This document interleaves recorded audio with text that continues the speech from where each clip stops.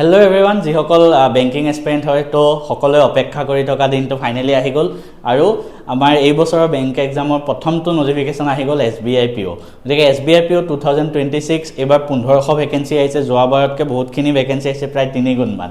গতিকে এই গোটেই নটিফিকেশ্যনটো আমি ডিটেইলছত ডিছকাছ কৰিম। মই নিজে যিহেতু তিনিবাৰ বেংক এক্সাম ক্ৰেক কৰিছোঁ, গতিকে মই বেংক এক্সাম কেতিয়া নটিফিকেশ্যন আহে ৱেইট কৰি আছিলোঁ যাতে সকলোকে মই গাইড কৰিব পাৰিম। এতিয়া আমি পুৰা SBI PO আজি প্ৰথমটো নটিফিকেশ্যনটো এনালাইচিছ কৰিম, কেনেকুৱা ধৰণৰ প্ৰশ্ন আহে, কেনেকুৱা ধৰণৰ পেটাৰ্ণ হ'ব, কি চেঞ্জ আহিছে, গোটেইখিনি কথা পাতিম। আমি SBI POৰ ওপৰত এটা ডিটেইল চিৰিজ বনাম, মক টেষ্ট কৰিম, কেনেকৈ পঢ়িব লাগে মই ক্লাছ কৰাম, প্ৰত্যেকটো বস্তু কৰি যাম। প্ৰথম আজি নটিফিকেশ্যনটো চাই লওঁ হা। এইবাৰ যিহেতু 1500 পোষ্ট আহিছে SBI PO, ঠিক আছে। SBI PO মানে কি? SBI ভাৰতৰ আটাইতকৈ ডাঙৰ চৰকাৰী বেংক কি হয়? SBI, ঠিক আছে। তো ষ্টেট বেংক অফ ইণ্ডিয়াত প্ৰভিজনাৰী অফিচাৰ মানে স্কেল 1 অফিচাৰ, ঠিক আছে, যোনটো এছিষ্টেণ্ট মেনেজাৰ ৰেংকত হয়।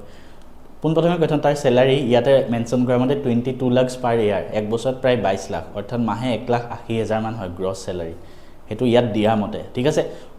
অৰিজিনেলি তুমি জইন কৰোঁতে মই যিমানবিলাক এক্সপেৰিয়েঞ্চ দেখিছোঁ 1 লাখতকৈ বেছিয়ে চেলাৰী পাবা পাৰ মান্থ আমাৰ অসমত। গতিকে সেই চেলাৰী, জব প্ৰেছাৰ, গোটেইখিনি বিষয়ে আমি এটা ডিটেইলছ ভিডিঅ' বেলেগকৈ দিম বাৰু।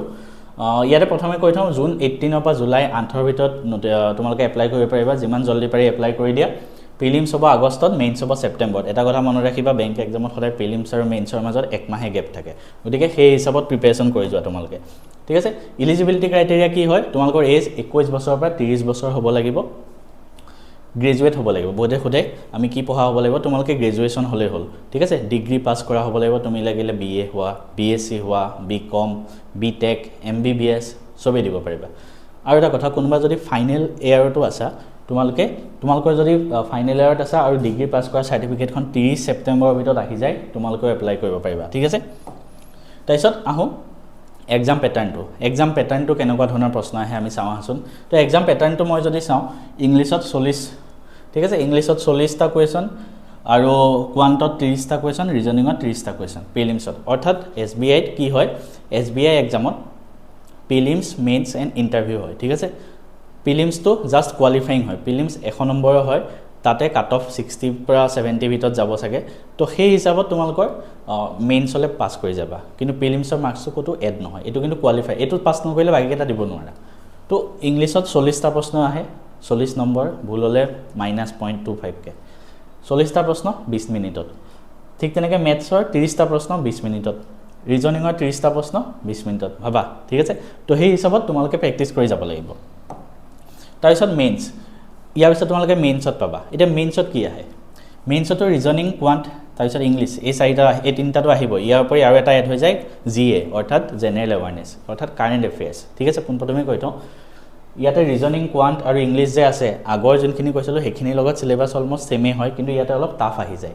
আৰু ইয়াতে কোৱাণ্টত ডেটা ইণ্টাৰপ্ৰিটেশ্যনটো বেছি আহিব, তাত তোমালোকৰ নটিফিকেশ্যনত ডেটা ইণ্টাৰপ্ৰিটেশ্যন বুলি দিয়া আছে, ঠিক আছে। তো 90% দিয়াই পাবা ধৰা, আৰু এৰিথমেটিক পাবা। ৰিজনিং আহিব, ৰিজনিঙত পাজল বেছি আহিব মেইনছত, ইংলিছ আহিব, RC বেছি আহিব, ৰিডিং কম্প্ৰেhension। তাৰ লগতে আৰু এটা নতুন ছাবজেক্ট এড হৈ গ'ল জেনেৰেল এৱাৰনেছ, অৰ্থাৎ কাৰেণ্ট এফেয়াৰ্ছ কেনেকুৱা ধৰণৰ আহিব? বেংক ৰিলেটেড কাৰেণ্ট এফেয়াৰ্ছবিলাক আহিব, যোৱা 6 মাহৰ পৰা এবছৰ চাব পাৰিবা। আৰু ষ্টেটিক বেংকিং পাৰ্টবিলাক বেছি আহিব 90%, তাৰ উপৰি 10% এক্সট্ৰা কাৰেণ্ট এফেয়াৰ্ছ।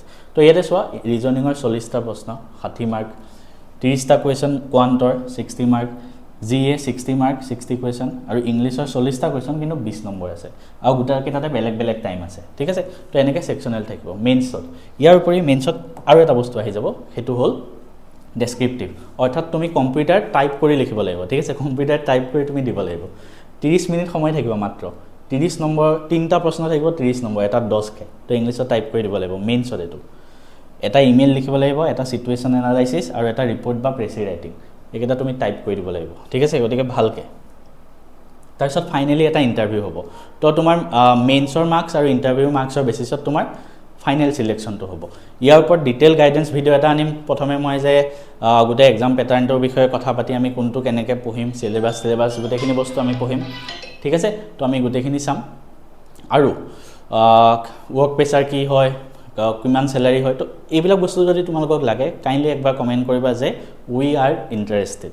আৰু আমাৰ চেনেলটো ছাবস্ক্ৰাইব কৰি থোৱা কাৰণ বেংকিং ৰিলেটেড ভিডিঅ' অসমত আটাইতকৈ নিৰ্ভৰযোগ্য আমাৰে চেনেল আছে বেংকিঙৰ ৰিলেটেড জেনুইন ইনফৰমেশ্যন বেংকিং এক্সামৰ গাইডেন্স অসমীয়াত এটাও চেনেল নাই তোমালোকে যদি চাব মন আছে অকল এইটোৱে চাবা ঠিক আছে ভিডিঅ'টো কেনেকুৱা লাগিল জনাবা আৰু এনেকুৱা ভিডিঅ' যিকোনো চৰকাৰী চাকৰিৰ বাবে প্ৰস্তুতি চলাই আছে তেওঁলোকৰ বাবে আমাৰ ফালৰ পৰা এটা ভাল খবৰ আমি বহুত কষ্ট কৰি দুটা সেট বনাইছো এটা হল যিকোনো চৰকাৰী চাকৰিৰ বাবে হেয়া এডিআৰই হক এপিএসসি বা এপিএসসি প্ৰিলিমছ বা Assam police SI SSC state মানে সেন্ট্ৰেল লেভেলৰ এসএসসি সিলেবাছৰ ওপৰত বনোৱা হৈছে সেইখিনি সিলেবাছ গোটেইখিনিত কভাৰ আপ হৈ যায় এসএসসি তাৰ পিছত আপোনাৰ ৰেলৱে এনটিপিসি এই গোটেইবিলাকৰ কাৰণে আমাৰ এটা সেট বনোৱা হৈছে মাষ্টাৰ বুকস য'ত আমাৰ কোৱান্ট ৰিজনিং থাকিব ইংলিছ জিকে কম্পিউটাৰ সায়েন্স এই গোটেইখিনিৰে এটা সেট বনোৱা হৈছে ঠিক আছে এই সেটটো আপোনালোকে ল'ব পাৰিব এই সেটটো মই আপোনালোকক দেখাই দিওঁ মাষ্টাৰ সিৰিজ প্ৰথম মাষ্টাৰ সিৰিজৰ আমাৰ ষ্টেট গভৰ্ণমেণ্ট এক্সাম আৰু এসএসসিৰ বাবে দেখাইছো য'ত কোৱান্ট আৰু এসএসসি ইংলিছ ৰিজনিং আৰু জেনাৰেল এৱাৰনেছ এই গোটেই চাৰিখন কিতাপ পাব